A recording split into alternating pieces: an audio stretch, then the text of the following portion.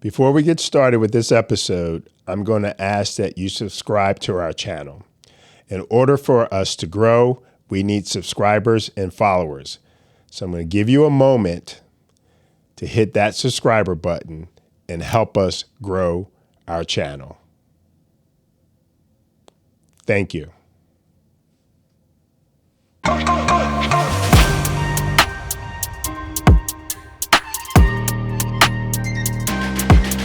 Hello, everyone. I'm Al Neely. Welcome to Listen Up. And today we have Dr. Tamika Quinn. She's a nationally recognized community health advocate, legislative activist, and the founder of a nonprofit, GLAM, Giving Life and Motivation, GLAM. How you doing? I'm great. Thank you for having me. Yes. It's been a year since I met you and was trying to get you in here, and then get you in here, and I found out some fantastic things about you, like you're from Philadelphia. I was trying to figure out, where did you get that sodium Warning label, Bill. Yeah, from Pennsylvania. So we'll talk about that later, but thank you for coming in. Thank you. And let's talk about GLAM. Okay. So tell us about GLAM. So GLAM, Giving Life and Motivation, Inc. is a 501c3. Okay. We are all about providing awareness and education to prevent stroke, heart disease, and childhood obesity in the Black community. Okay. Yeah. So people ask me all the time, they're like, I stopped eating meat, and I'll taste it and I can cook it very well, but some of my diet's changed. Yeah. And it's pretty much changed in the 80s. And everybody was like, why'd you start with that diet? It's basically a pescatarian, but vegetarian mostly. And I tell them, because of my family members, right? My uncles and my dads, they had diabetes. Okay. Heart disease, they had strokes. So those are the reasons that I stopped eating and started monitoring the way what I'm putting in my bodies. Okay. It took you the hard way to figure out, right? You had 2 strokes. Okay. I did. Talk about that. I had 2 strokes, and ironically, a lot of people assume that those strokes were the pivotal moment that I decided I'm not going to eat red meat, beef, pork, or chicken, that those were the factors for that, but it wasn't. Okay. I suffered 2 strokes at 27 years old, and I didn't make any changes. In fact, I literally thought, okay, God has saved me. I'm good. I was overweight. I had uncontrolled high blood pressure, and I didn't make any changes. And when I think about that, it's disheartening. However, it's very common. I felt like I dodged a bullet, and I was okay with where I was. I was married. I was a mom. I had a business. I just kept things moving. It wasn't until 5 years after experiencing those strokes that my then 8-year-old daughter become diagnosed with severe high cholesterol and obesity at 8 years old that I decided to make a change. Yeah. Wow. So you got here because of the military, right? Yes. Navy. Okay. So when were you in the Navy? When did you? I came into the Navy right out of high school. Okay. Right. So Virginia. So all of that was before. The Navy was before you started experiencing these things. Oh, yes. Okay. Yeah. So were you about to say about Virginia? Virginia has been home for quite a while, but only because of the military. Okay. Yeah. And how many children you have? 1? 3. 3. Wow. 3 children. Okay. Yeah. When I had the stroke, it was 10 days after delivering my youngest daughter. She was the third and the last.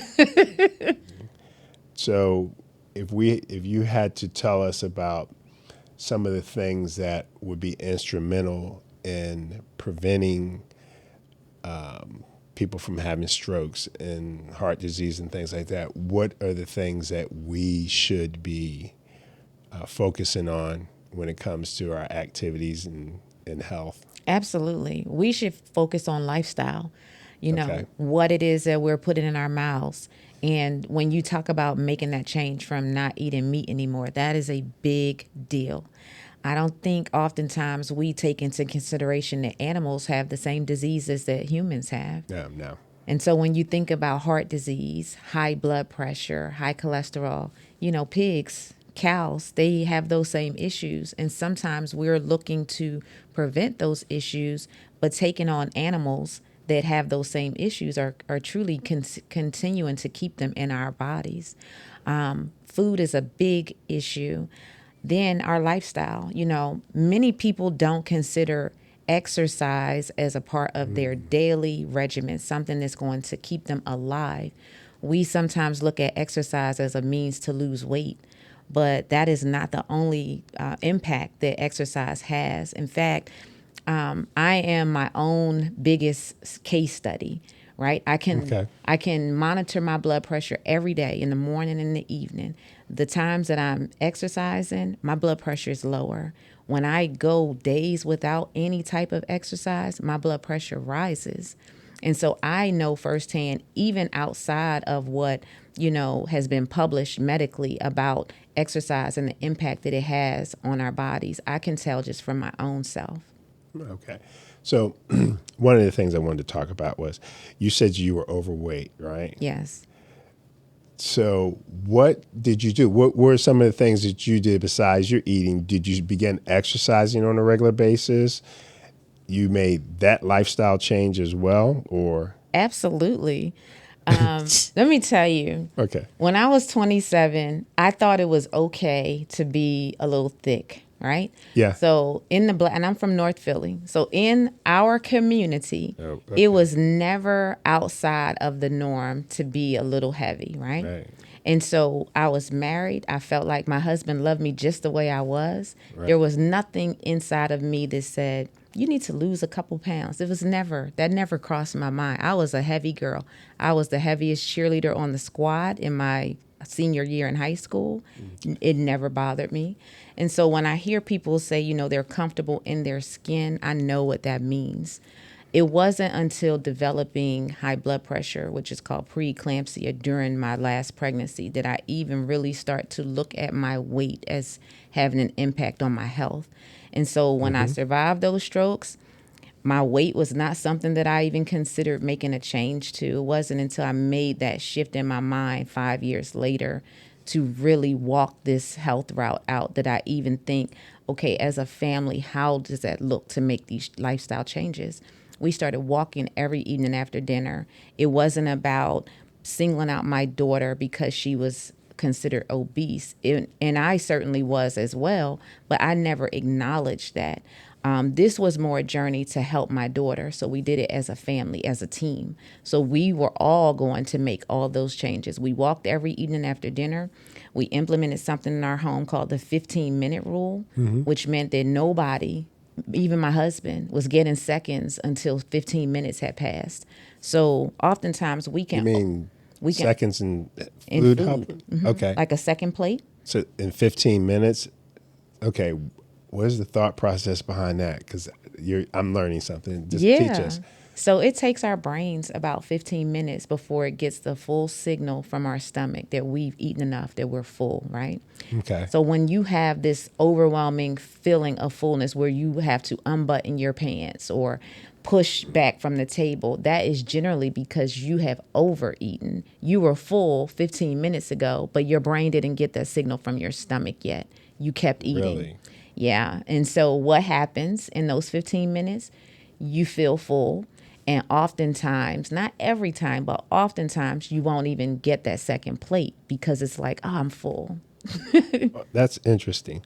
Now, you speak at you speak at colleges. Yes. And high schools as well? High schools, middle Okay. schools. Yes. Yeah. I even make appearances at elementary schools with my stuffed heart. I should have brought it today. Okay. It's called Heart. Okay. And you teach everyone about, is it basically lifestyle changes? Yes, implementing nutrition, making healthy food choices, making decisions to implement exercise into a daily routine as well. Okay. All right. You've also worked in the community, obviously. So let's talk about some of the things that you've done in the community with the public health. What are some of the events that you were part of? So here locally, we just had a heart health event in Virginia Beach for Heart Month. We kind of incorporated dance into that event where we did the what is it called, the stepping, and it was called Heart Trails Boots on the Ground for Heart Health. And so that whole boots on the ground theme with the line dancing was a huge part of the event. That sounds like fun. It was so much fun. But we had an amazing speaker. Dr. Yeah. Keith Newby was our guest speaker. Okay. Yes. And when I tell you, he really lays out heart health, implementing those changes, healthy choices that we can make on a daily basis and how it impacts our heart as well as our brain. Oh, he's amazing. And he did an absolute great job of getting people ready to, make those changes. You're a legislative activist. So you've been in front of state or federal or both? Both. Legislation. Okay. Yes. And city legislation. I'm also an ambassador with the American Heart Association. Okay. So many times that you might see me like in a congressional setting or lobbying for bills, for access and for change. Many times it is with the American Heart Association. But I was a part of the Philadelphia sodium warning label bill being passed into legislation there in Philadelphia. So now when you go to chain restaurants, big chain restaurants, like say, any other major restaurants in Philadelphia, they are mandated to disclose on their menu food items that have more than 2,300 milligrams of sodium in them. So you'll see that sodium warning on the menu. I introduced that same legislation here to Virginia this past legislative session. It did not get approved yet, but we are still fighting for that bill. Delegate Cliff Hayes is championing that bill for Virginia, and I'm hopeful that we will see that legislation get passed here as well. Yeah, you know it's going to be a challenge to, growing up in Philly, cheesesteaks, it's going to be hard to get people to understand what's in that cheesesteak. They're so delicious. And so the law doesn't actually impact, like, say, small mom and pop establishments, right? It only affects chain restaurants that have 4 or more locations. Okay. And so when we're thinking about those big restaurants, major restaurants that you go into and there's a plethora of choices, you really want to be informed, because let's just say someone like me who made a decision, I'm going to change how I eat, I'm going to change my lifestyle, but I go out to eat and I have no idea what I'm putting in my mouth. And so that disclosure gives consumers their power back to be able to make conscious, healthy choices. Okay. All right. Dr. Quinn, now you're going to have to tell us, what is a typical breakfast for you? And we're basically going to find out what is it that you eat. So what is a typical breakfast for you? So the great thing is that a lot of my food I post, right? Yeah. So you get to see that in action. A typical breakfast might be an egg with spinach and tomatoes, a smoothie. I like incorporating avocado in most of my meals just to get that healthy fat. But a protein, a fruit and a vegetable, and sometimes a starch, very little starch. Yeah. I try to eat whole foods as much as possible. I tend to stay away from processed foods. Anything that you can cook in a microwave is probably not the best choice. Right. And so I try to get as many whole foods as possible. I even have a small garden in my yard now that I'm very proud of. Okay, that's good.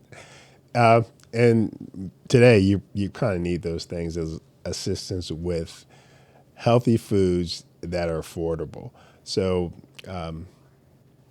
how would you advise the consumer who is short on time and funds, give us an idea of how we can eat better? I will start with this. when we're looking at it from a perspective of, money or time, right? Mm-hmm. In the long run, not implementing these changes is going to cost you more money and more time, because disease is very costly and it takes a lot of your time. So the impact of not incorporating these healthy habits Right. is far greater than what most people think the impact to change is. Oftentimes I get pushback about the cost of healthy foods, right? Healthy Okay. foods cost more.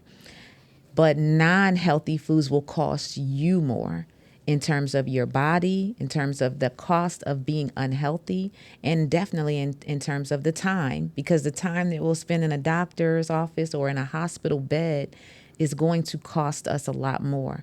Disability is a big factor that people don't necessarily think about when they're in the supermarket making their food choices. Right. But those food choices can directly impact your being disabled or not being disabled. And so, I always encourage people, pay for it now. You don't want to pay for it later. It is more expensive to buy healthy foods. I find myself shopping in organic sections and whole food sections, and yes, they are more expensive than And they spoil quicker, don't they? they do. So do you shop more often? I absolutely do Okay. shop more Okay. often. Gotcha. And I also, for time saving, I use a food service as well. Oh, So I okay. use Green Chef. I love them because I can choose healthy whole food items. They will deliver my recipe and all of the ingredients for me to use to make those recipes. And it has saved me a lot of time.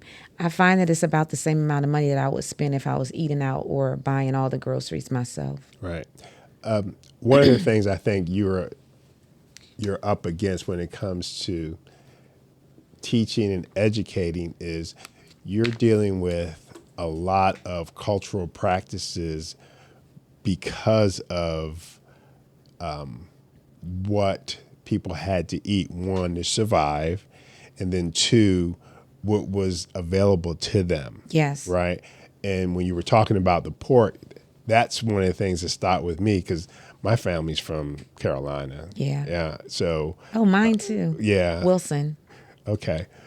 So, it's the pig was very, very, I don't want to say popular, but it's one of the things that was affordable for them to eat on a regular basis, and not always the good parts, and the fat. So,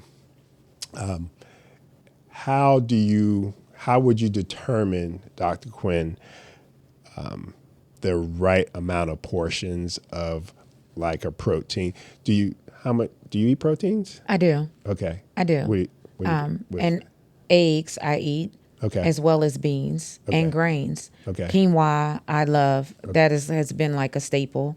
But what about people that want to eat meat? What would you say to that? Sure. Your serving size of any type of food, doesn't matter if it's a protein, carbohydrate, vegetable, fruit. It should be like the palm of your hand. That's a serving size. Okay. And so I remember learning that as we were making this transition to a healthier lifestyle, and thinking to myself, the palm of my hand is so small. That's one serving. I've probably been eating 2 or 3 servings every time I have a plate, right? Mm-hmm. But I didn't know. I had no idea. And I think when people understand what a serving size is and how you can look on the back of the package of anything and see how many servings are in this package, sometimes we might get a pack of cookies and we think, oh, I'll just eat this pack of cookies. But if we look on the back, it tells us this might be 2 or 3 servings in this one package. And we're thinking, oh, it's only 150 calories. No, it's only 150 calories per serving. But we always have to be mindful of how many servings are in each package of something that we're eating. Well, you made it this far. So, at its core, ListenUp is about connection. Most people want the same fundamental things: peace of mind, nourishment, shelter, safety, purpose, and the chance to be understood. Through conversations with people from different backgrounds, industries, and lived experiences, Listen Up creates space to listen for learning and growth. We need you to help us grow our channel. We need you to like, follow, and subscribe. If you'll take this moment to click on the subscribe button and help us grow, I will appreciate it. Just click that button below.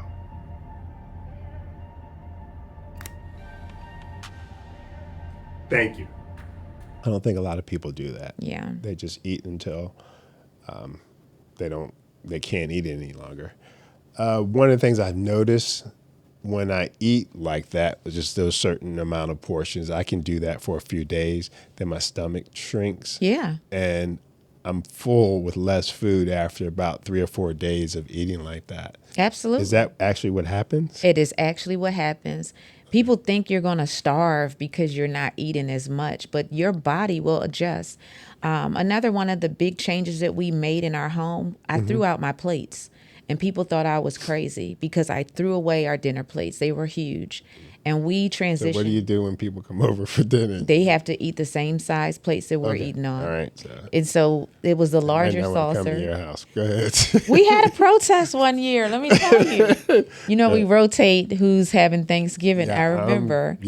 My brother literally protesting, I don't want diet Thanksgiving at Tamika's house. And I was like, what? It was a big thing because of how we, changed our eating habits. Yeah. But it made a difference. Okay. The mindset behind the size of the plate is that you don't feel deprived because you can still fill your plate with a smaller plate. You're getting smaller portion sizes, but you still have the appearance that it's a full plate.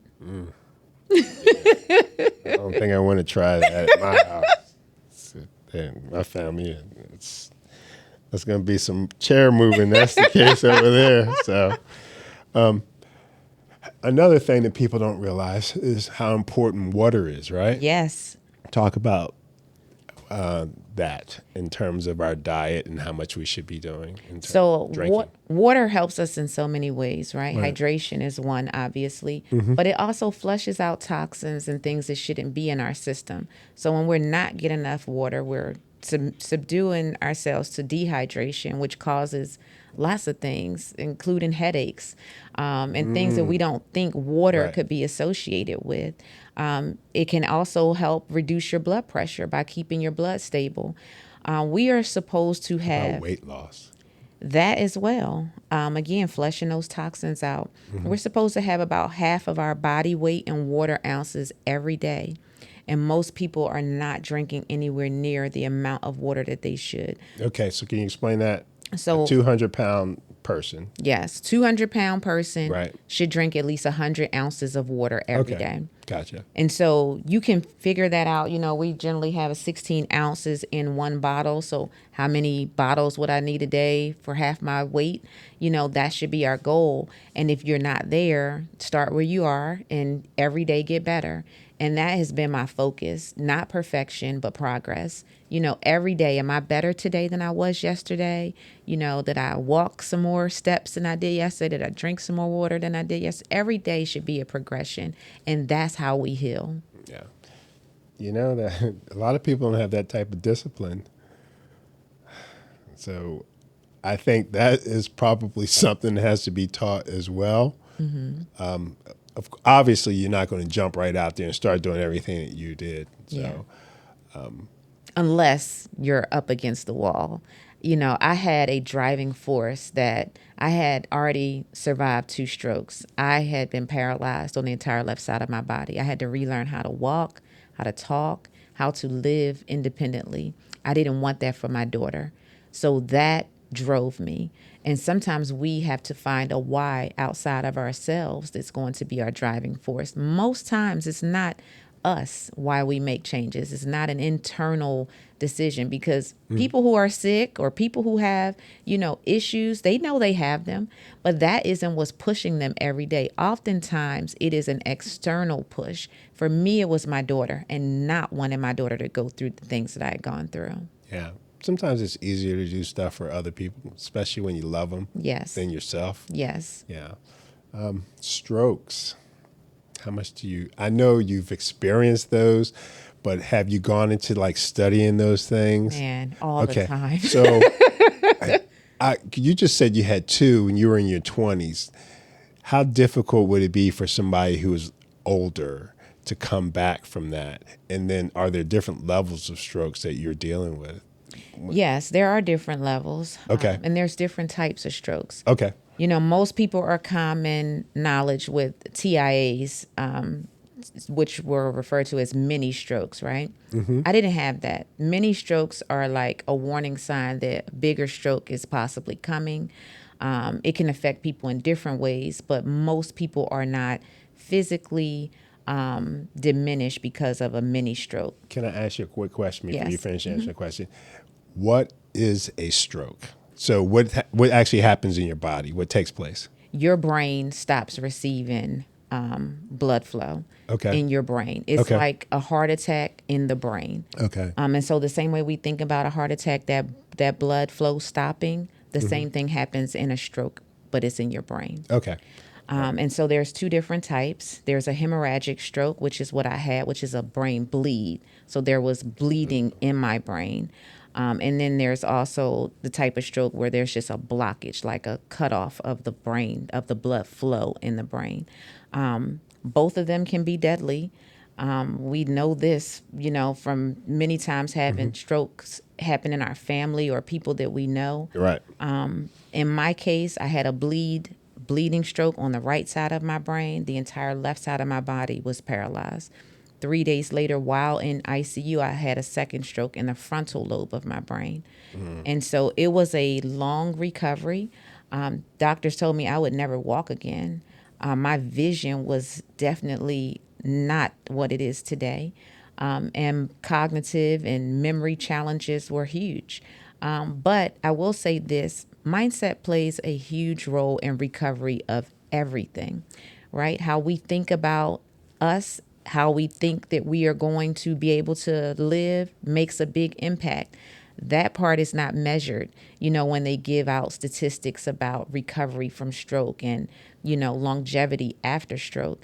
Mindset plays a huge role. And I think when we can see ourselves in that positive space that we want to be in, then we'll work towards that.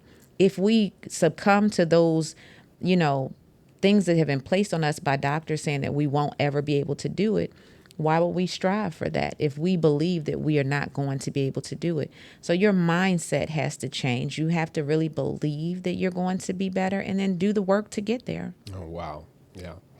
So, so if you're older, it will be effective just following those things. But are you going to recover the same as if you were younger? Would you say? I see miracles every day. Okay. Yeah. Okay. I talk to a lot of stroke survivors. That is my audience. I'm in multiple communities of stroke survivors, and I speak all over the country. So I come into contact with people who have survived stroke all the time. Yeah. You would be amazed at the recoveries that I see. I mean, amazed, just blown away. Yeah. You just can't give up. You can't give up. Yeah. So, and I think I hate to say that, but I feel like some people may give up. They may say, that's just it. I'm not going to try anymore. So, have you have a book out? Yes. What is the book called? Change Your Mind, Change Your Waistline. Change Your Mind, Change Your Waistline. Okay. And we can find it on Amazon? It's on Amazon. All of my books are on Amazon. Okay. I also have a book, Still Sharp. It's a cognitive activity book for anyone who has had any type of traumatic brain injury that can really help their brain re-jog and get back into the swing of things. Okay. All right. So tell us what you want to leave us with today, and then we'll read the book, and then you have to come back and we're going to talk about the book. But tell us what you would like to leave us with today. I want people to really understand that our choices impact our future.